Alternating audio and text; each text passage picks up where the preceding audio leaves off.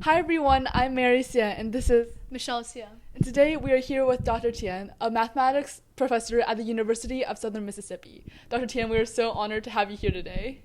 My pleasure. Thank you. So could you tell us a little bit about how you got started in mathematics and what inspired you to go into STEM? Actually, it was by chance that I became a math major at your age. Last year of high school, I needed to choose among many disciplines.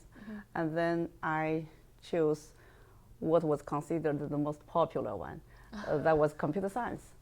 And then I put on the form.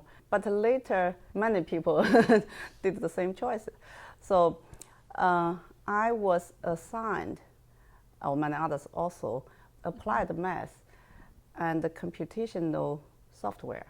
So it is a concentration in math. So I became a math major at Lanzhou University. So it was by chance, but later it proved to be the right one because it suits me pretty well. So all these years, I have been doing math. So why did you become a professor in mathematics? So I realized what is the correct choice for myself. So I realized that is my passion, and I have been interested in doing this, research or teaching or doing anything math related. Has made me happy. So yeah. So I understand that you have a lot of other hobbies that is not math. Right. So how do you incorporate that with mathematics? Even though mathematics is your major, how do you do the other passions too? Actually, when you are fascinated by certain things, you don't need other people to tell you. You know it. You can't forget about yourself when you're doing it. You're happy. You don't feel tired or exhausted because you do more, because you're happy to do it. So Yeah. So I'm capable of doing that if I like to do that. Yeah. So it's of course you need to balance your time. Some other hobbies, like you said, they're quite different than math. Yeah. For me, it is like a break. Also. Yeah. I do totally different things. I can still enjoy the time. Yeah.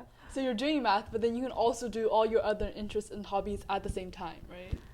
Your time and energy is limited, but I never consider them as conflicting with each other. So as a kid, what were your interests? Like, what did you want to do as a kid? Because when you chose your major, it wasn't what you wanted to do, right? The major, actually, I liked math when I was young. Many years I pretended that I was a math teacher already. I was teaching others, but without students' presence. So I was doing that myself. But at the time of choosing your major, I was lost. I thought, oh, what is it's like a very important decision than when you are facing maybe a lifelong commitment. But actually, not really, you have to do it for the life, because you change, your hobby might change, even your career might change. So like math wasn't like really intentional, but then you found it, and then so like you fell in love with it, I guess. The college application, I don't know why I didn't choose math, only because the computer science was popular. But then later I realized I never liked computer science. So even after years I'm using that, but I don't think I want to be a computer science major, although it's a STEM, right? It's also one of the still popular, but it doesn't mean you have to like it. You have to find what's suitable for you. Right. Not Yes. others. So as a woman figure in STEM, how do you believe women in the STEM field can impact like research? Because we all have like different perspectives. Women occupy a small percent in the STEM fields. So I'll give you one example. When I was in college, I was one of the 3 female students in the class of 30. Wow. So the ratio is 3 out of 30.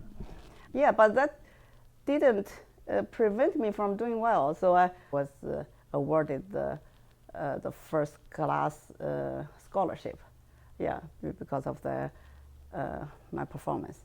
So that's one example to show the small percent doesn't mean your chance of success is small. Yeah. Like here in the math department, I'm 1 out of 9 research faculty here, math faculty.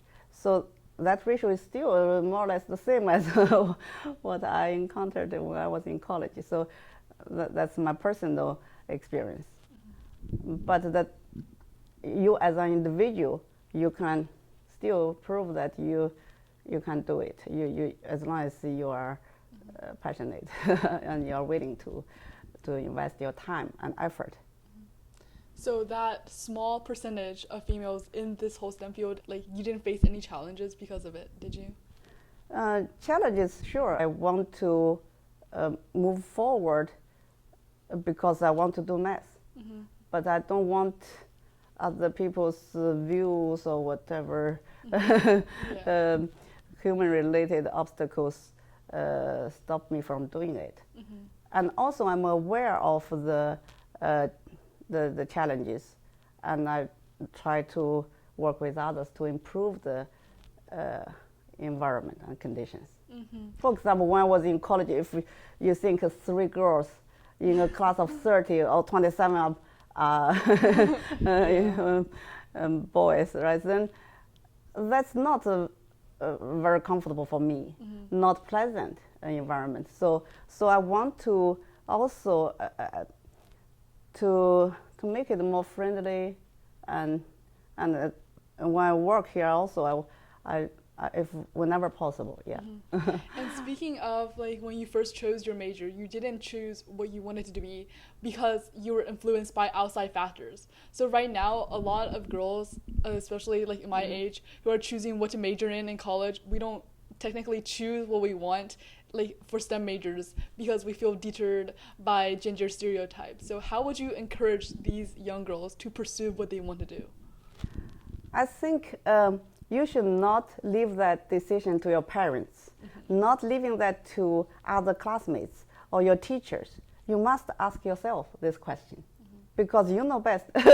So even, I can observe you, but I don't really know what is your passion, right? So you must think about that yourself. Speaking of math, could you describe a project or research, because I've heard that your hobbies include like poetry or like music. Do you incorporate those into math, or do you just research on math? Actually, they are related. They are related. Yeah. For example, when we do poetry, we don't want redundancy, right? Yes. Just like math. And also, there's a beauty in both. And mathematically speaking, when you think of music, what produced music? The instrument, right? Instrument, because of the vibration of strings. So this physical motion, it can be modeled by the mathematical equations.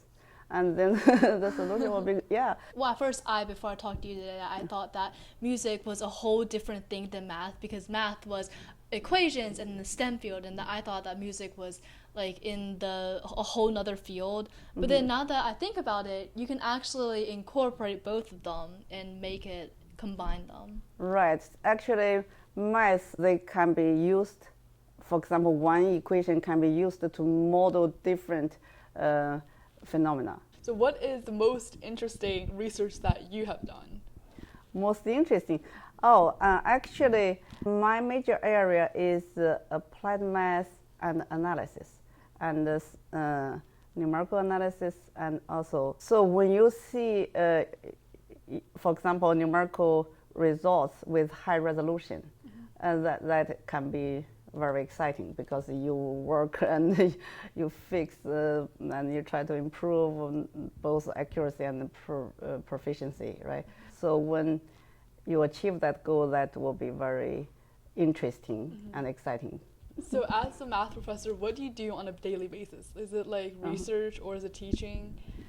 Actually they complement each other. So I do both and also other services. I advise the students graduate students, undergraduate students, if they have certain interests and they want to do in-depth study, I do mentoring. And the classroom teaching, research and teaching and some service. That's a typical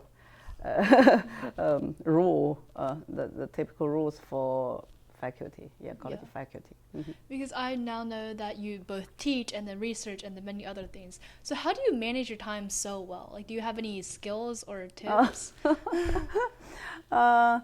So I know there are priorities. So you have to prioritize. At certain time, there's more. One thing is more urgent than other things. So I have to stay focused on that. Mm-hmm. Yeah.